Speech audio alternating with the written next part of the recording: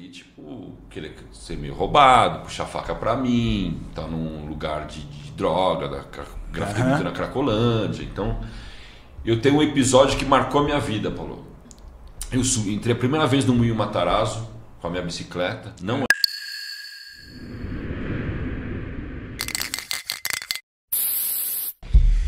Hoje, vivendo de arte, desce do asfalto, das paredes, dos muros e vai para o submundo com um artista aqui, querido, nosso amigo Zezão. Zezão, bom ter você aqui com a gente. Vamos contar um pouco da tua história, conhecer mais a fundo aí a tua arte, tua caminhada no grafite. Tá? Legal, um prazer estar aqui com vocês hoje, com o Paulo da Puno Grafite.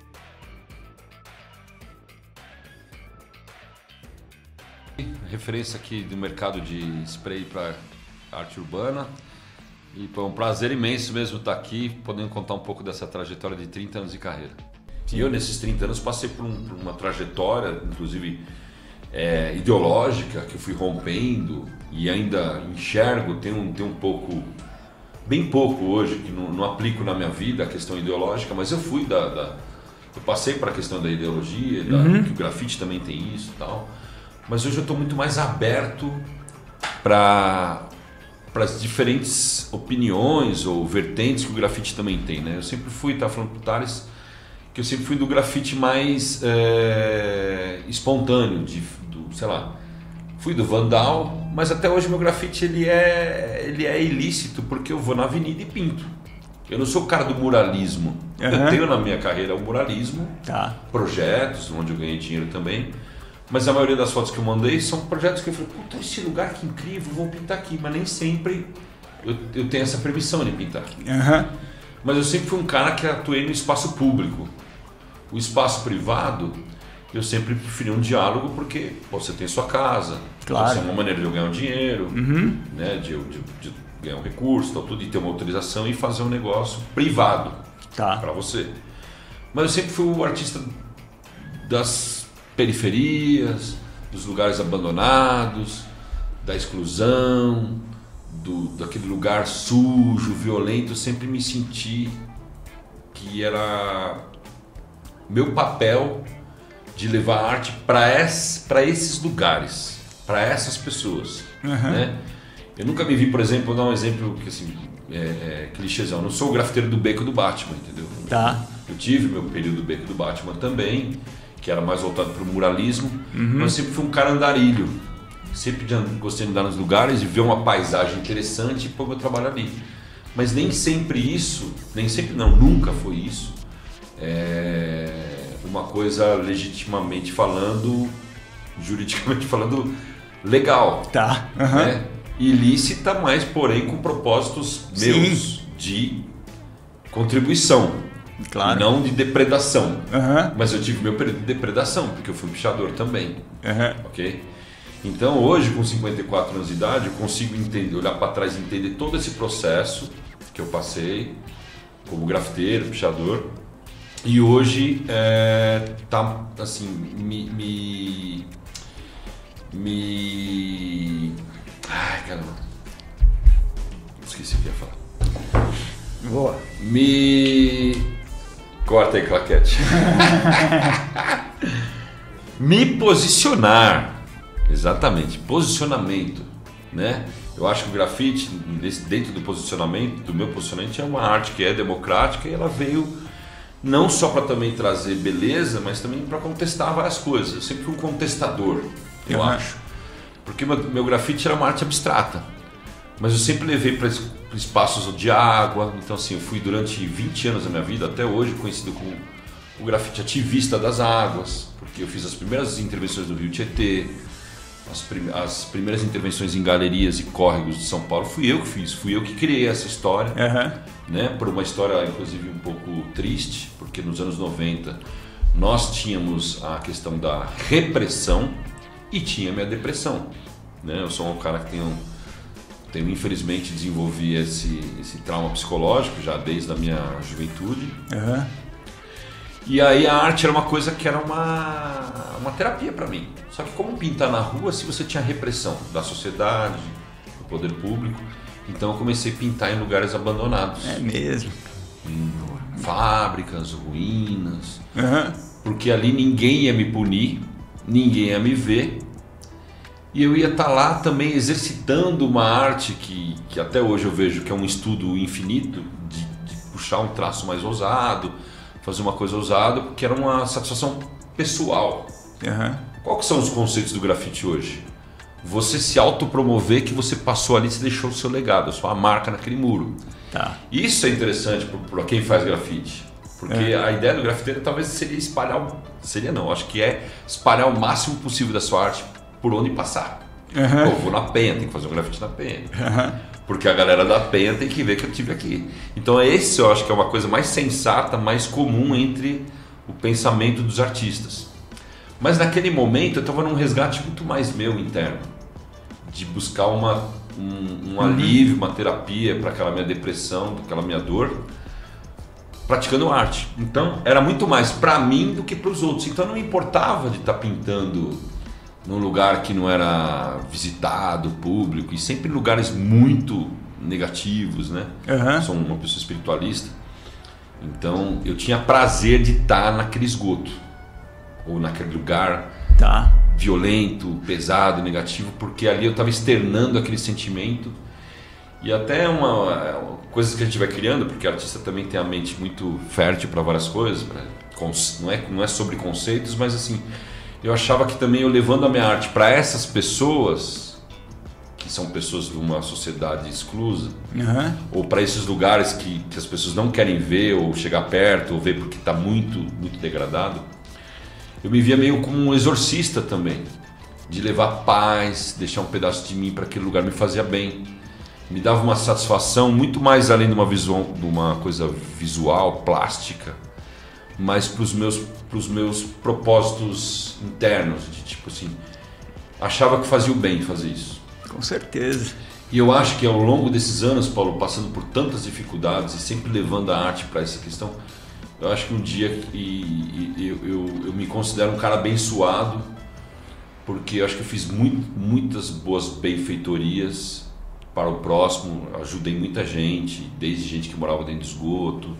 Eu já adotei um cara que morava na rua, o meu assistente era um cara usuário de crack, que trabalhou comigo durante 5 anos, transformei ele num artista. Então assim, é meio que do DNA, da minha vivência, fui motoboy, né?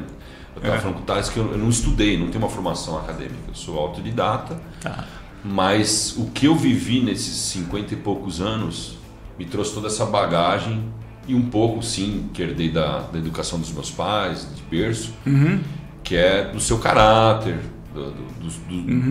do seu jeito, dos valores e do que você acredita na vida, né? O resto, cara, a gente foi vivendo, foi errando, foi aprendendo, foi tomando porrada, foi acontecendo um monte de coisa. E a gente acaba se transformando no que a gente é hoje. O que você é hoje é o fruto da sua vivência, que pode ter sido boa, ruim, altos, claro, né? Então, o que você é hoje, eu acho que é o que eu me vejo hoje, é isso, assim. Resumindo um pouco a história. Top. E você sempre foi bem recebido nesses lugares? Como que era a convivência, assim, de você chegar num lugar para pintar, o pessoal ficava desconfiado? Cara, a minha história dos viveu? meus 20 anos até uns 30 e poucos, assim, que como eu era motoboy, eu era motoboy nessa época e venho de uma classe, minha família super humilde. Então, assim, eu não tive estudo, não quis estudar, não tenho uma formação, eu tenho essa formação de caráter que meus pais me deram, mas ao mesmo tempo, São Paulo é meio que você sobreviver. Eu levo até esse aprendizado dessa pergunta que você me disse para minha vida hoje, né? Então, como eu vivi um momento difícil, eu andava muito simples. Eu tinha uma bicicleta, que era o meu meio de transporte, e eu entrava em qualquer lugar com a minha bicicleta. Você morava na Zona Norte mesmo? Eu morava no Brás. Nessa época. Morei muitos anos no Brás. E na minha rua era um reduto de moradores de rua, porque minha casa ficava entre 2 albergues. Então eu abria a porta de casa e eu pensava sempre num morador de rua, um cara estava caído na calçada. E aquilo para mim era comum já. E aí eu comecei a ver que o meu bairro era um bairro muito carente, que tinha muito esse tipo de pessoa, e eu comecei a fazer arte para essas pessoas, para esses lugares, porque o Brás não é um lugar Sim. Não, um bairro nobre, né? Um bairro industrial, Moca. Quando eu falo assim, eu até hoje tenho uma coisa dos bairros que me formaram, que acolheram a minha arte, foi o Brás, a Moca, o Ipiranga, o Bresser e o Belenzinho. Foi esse reduto onde eu me vi. Mas eu mesmo comecei a grafitar na Zona Norte, através do Binho, que foi o meu master influencer, né? Que eu andava de skate com ele. E aí sofri um acidente, rompi os ligamentos do joelho. Então a minha história começou em 95, muito pelo skate, que também até hoje eu vejo essa associação, né? Um movimento urbano, cultural da cidade. E do skate migrei para o grafite por causa de um acidente. Então eu comecei as minhas primeiras intervenções na Zona Norte, mas eu morava ali no Brás e o Brás foi o meu reduto. Linha do trem, parede queimada, lixo para todo lado. Eu via que aquele lugar ali era incrível, porque ali ia colocar uma arte no meio do caos. E ali é onde eu achava que tinha propósito para mim. Total. Então minha história era baseada nisso.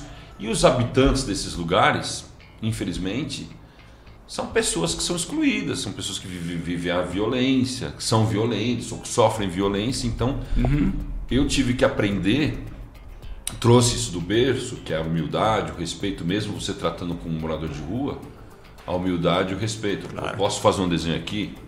Posso chegar aqui? Qual o seu nome e tal, não sei o quê. Então sempre cheguei lá pedindo licença também para esse povo que mora ali. E às vezes sofri, tipo, querer ser meio roubado, puxar faca pra mim, tá num lugar de droga, grafite na Cracolândia. Então eu tenho um episódio que marcou a minha vida, Paulo. Eu entrei a primeira vez no Moinho Matarazzo com a minha bicicleta. Não era a favela ainda do Moinho, era só uma fábrica. O lugar carregava uma energia pesada, porque eu sou um cara sensível a isso. Mas eu estava em depressão. Então aquele lugar era maravilhoso para mim, porque tipo, tá tudo... Nossa, uma atmosfera maravilhosa de negativismo, de coisa ruim. E aí eu entrei naquele lugar com medo. Aí quando eu entrei na fábrica, dei de cara com um cara assim, 30 metros de mim. O cara olhou, eu olhei pra ele e falei, e agora? O que esse cara tá fazendo aqui? E eu acho que esse cara pensou a mesma coisa de mim, né? O que esse cara tá fazendo aqui dentro? Esse cara, alguma coisa errada é. Por que não é um lugar pra ninguém vir? Um lugar comum, né? É um lugar de cara que tá se escondendo, usando droga. Aí eu falei assim, o cara vai me tomar aqui. O que eu fiz? Pensei e falei assim, já sei. Vou na direção do cara. Mesmo sabendo que, não sei. Estufei o peito e fui chegando perto do cara. O cara chegou, né? O cara ficou assustado também comigo, eu com ele. Eu falei assim, irmão, você tem um cigarro aí pra me arrumar aí? Porque normalmente essas abordagens mais sinistras de assalto, o cara às vezes chega pedindo um cigarro. Você tem um cigarro pra arrumar aí, meu? Não tenho cigarro aqui não. Não, tudo bem. Então é o seguinte, ó, vou dar o papo aqui pra você.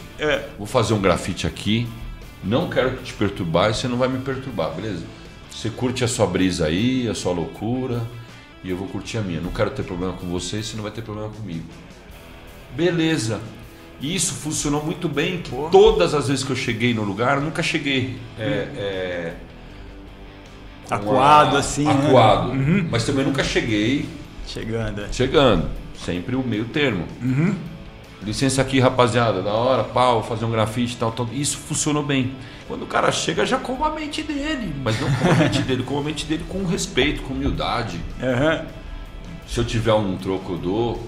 Mas eu converso com o cara como se ninguém, sei lá, usa um carro importado e tal. Sem essa de... Porque o cara te vê sempre te vê numa condição privilegiada e ele lá pedindo dinheiro no farol. Eu desbanco os caras nas ideias. Então assim, eu nunca fui assaltado. Por quê? Porque várias vezes eu pressenti que ia ser assaltado e eu fui para as ideias. Então o grafite, principalmente o meu, que é os lugares que eu escolho fazer, que não são esses lugares convencionais, então ali eu estou sempre sujeito a esse tipo de abordagem, sujeito a um assalto, a uma violência, né? O cara puxar uma faca para mim, já aconteceu várias vezes, às vezes parar, sentar na calçada com o cara. Então eu me considero muito humanitário assim, porque como eu vim muito de baixo e hoje eu ocupo, sei lá, um degrau X da escada, do status de que eu vivo hoje, eu nunca deixei de lado isso, né? eu tenho sempre o meu pé ali. Quando eu vou fazer grafite, tem que ser nesses lugares, que é onde para mim me faz sentido fazer. Porque senão o grafite virou hoje uma coisa muito fast food, assim, sabe? Tipo, todo lugar, todo canto. Você faz com propósito, né, cara? Isso que é bonito, né? Acho que todo mundo tem um propósito, mas acho que a maioria do propósito das pessoas, não generalizando, mas assim, é uma coisa da autopromoção. De você escrever seu nome, pôr sua marca ali. Isso também está dentro de mim. Mas eu acho que por eu ter vivenciado toda a vida toda, essa violência, ter perdido meus pais cedo, não ter estudado, ter uma profissão que hoje até é melhor, quando eu era motoboy, eu passei por muitos preconceitos na minha vida. Da minha própria família, inclusive. Porque eu era grafiteiro, depois eu virei pichador, depois eu usava brinco nos anos 80, cabelo comprido, e minha mãe era uma pessoa muito conservadora. E ela me negou, minha família me negou. Ela falou assim, como que um cara pega, ganha um salário mínimo de merda, pega 1/3 do salário dele para comprar tinta e sai pintando o muro dos outros a troco de nada, ainda podendo ser preso. Então isso foi inaceitável para a grande massa e principalmente para minha família. Naquela época ainda. E eu não tinha, Paulo, eu não tinha ambição zero, pretensão alguma na minha vida a não ser pintar. Eu nunca pude imaginar que essa coisa tão despretensiosa assim porque hoje eu vejo hoje a maioria dos artistas mais novos, eles encaram esse grafite como algo de profissão, que eu acho válido também, né? Mas na minha filosofia, nos meus propósitos, eu acho que assim, é bacana viver de arte, é difícil, mas assim, primeiro lugar, você tem que gostar do que você faz. Não estou nem falando sobre grafite, que, sei lá, artista, que é minha profissão. Qualquer coisa que você faça, faça com amor. Claro. Faça com amor, porque o resto vai acontecer naturalmente. Se você colocar amor, se você colocar essa coisa de fazer bem feito, de propósito, naturalmente pode ser que demore 1 ano, 2, 5, isso aqui, mas uma hora vai vingar, vai virar um culto. E hoje eu vejo que a maioria das pessoas já encaram isso como tipo assim, porra, eu quero viver de arte. E eu fui vender meu primeiro quadro na vida com 35 anos de idade. Depois de 10 anos que eu estava pintando na rua como um louco, né? E um dia, pintando na rua, parou um carro, que essa é uma outra história que eu quero contar. Eu estava pintando na rua, que era cabelo moicano, eu era punk nessa época, né? Eu era loucão, piercing na cara. Meu apelido era Come Lixo.